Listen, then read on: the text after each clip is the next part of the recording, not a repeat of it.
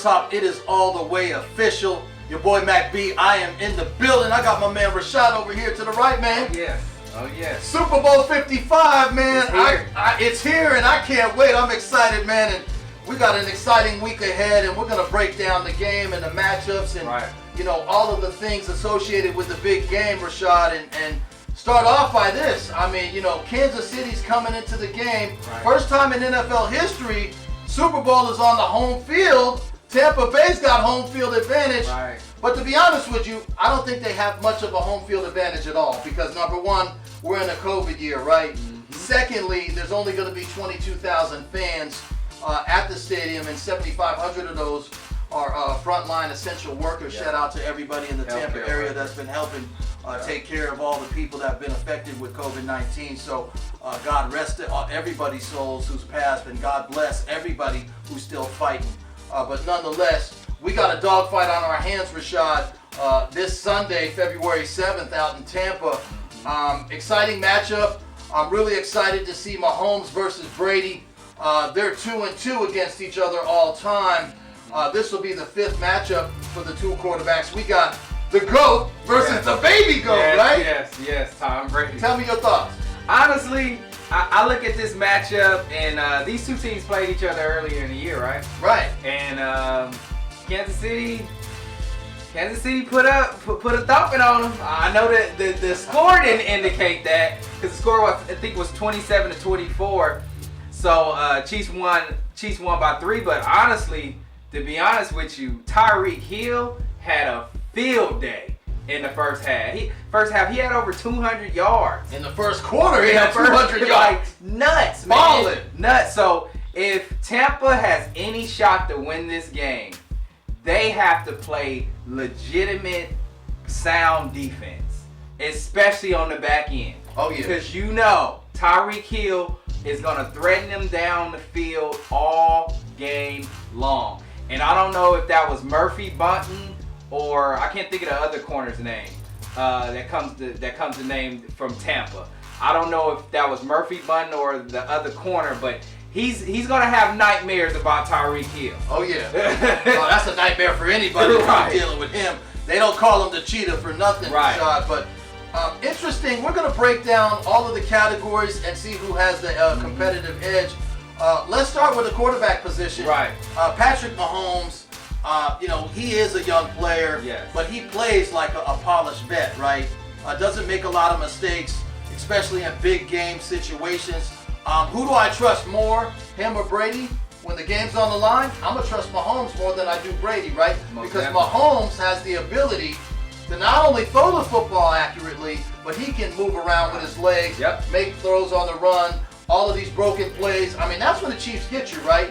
Is when he's in a situation, a chaotic situation, and he can scramble around and make something out of nothing. Just ask the 49ers last year what happened, right? So, Brady is the GOAT. Okay, he's in his early 40s. He's still playing at a high level. Mahomes is lighting up the league. Particularly, he has the #1 QBR when he's under pressure. Brady is 27th in the league in that same category. So I give the competitive edge to Mahomes over Brady. But really, this game is going to come down to who doesn't make those mistakes, particularly late in the game in the fourth quarter. What we saw Tom Brady do against Green Bay. Yes, and you're right. And Tom Brady, he did what he was supposed to do against Green Bay, and that's dink and dunk. Do what you need to do. Move down the field methodically and win this game. And that's exactly what he did. Leaned on his defense, but in this game, he's gonna have to seriously play almost like a shootout in a sense. Right. Because you know KC is gonna put up major points on that Tampa's defense. And not only that, the game against Green Bay when he played against Green Bay last week, he had 3 turnovers. And the Packers just couldn't capitalize on those Tom Brady turnovers because he was under pressure. Like you mentioned, he's 27th in the league under pressure. So I look at this game and I give Mahomes the edge for sure because he can do a little bit more things that Brady can't do at his age. I like Mahomes, man. I just do. Mahomes boy, that's what they call him. I trust Mahomes more than I trust Brady, and I know that's hard to say or even hard to grasp for those watching the show if you're a Brady fanatic, but Brady is the GOAT. He is one of the greatest of all time, Right. if not the greatest of all time. 6 rings, trying to get his 7th down there in Tampa. But Mahomes is looking to get back-to-back titles, and that doesn't happen very often. There's only a handful of teams in NFL history who've done that. In fact, there's never been an African-American quarterback who has accomplished that feat. So a lot of interesting matchups, a lot of interesting scenarios that are going to happen. Let's shift gears. And let's look at the coaching element of this football game. You've got Andy Reid, the mastermind, versus Bruce Arians, a really colorful coach, a really charismatic kind of guy. I do like Arians. He's one of my favorite coaches. But when it comes to coaching, in-game adjustments, Rashad, just the technique, the schemes, there's nobody better than Andy Reid, right? Right. And he's proven that over the years, and I'm so happy to see him get that, much eluded championship last year when they won it and beat the Niners. But Andy Reid is the best coach when it comes to in-game adjustments, when it comes to offensive schemes. Him and the duo of Eric Bieniemy. I just don't think that Tampa Bay can keep up with them when it comes to the scheme aspect of the football game and the in-game adjustments. Now, shout out to Byron Leftwich, the offensive coordinator for the Bucs. Shout out to Bruce Arians, the head coach. They do have an outstanding coaching staff. I do think Tampa's going to be in this game. Let's not get it twisted. Yeah. This is not going to be a rout by any means. I think it's going to be tight. I think it's going to get close. I think Kansas City pulls away in the fourth quarter. With Mahomes having that number 1 QBR under pressure, we're going to see that. And I totally agree with you. I honestly think I give Andy Reid the edge in Eric Bieniemy, especially Andy Reid. You can argue Andy Reid, top 3 offensive mind the game has ever seen. Yes. In NFL history. So I'm giving them that edge. I know Brian Leftwich this first year, I think it's second year being a coordinator. Second year. And he's done an unbelievable job with Bruce Arians, but I love Eric Bieniemy. I guess that I'm biased to that point because I love what he does under Andy Reid because you can tell he's more involved, more engaged, especially at developing Patrick Mahomes thus far. And I like Andy Reid and company. Right, and speaking of Andy Reid, 26-5 all time. When you give him 2 weeks to prepare for an opponent, the man has won 84% of his games. 26-5 all time. That's very impressive. Brady, on the other hand, in terms of quarterback, he's 31-6. All time. When you give him 2 weeks to prepare, so he's got an outstanding record as well. But when it comes to the coaching advantage, we both agree that Andy Reid is the man. Yes, most definitely. I like Andy, even from his time in Philly. He carried McNabb. He was the mastermind behind McNabb and the development of McNabb and Michael Vick late in his career. So I've always been a fan of Andy Reid. So I'm definitely taking him. Right.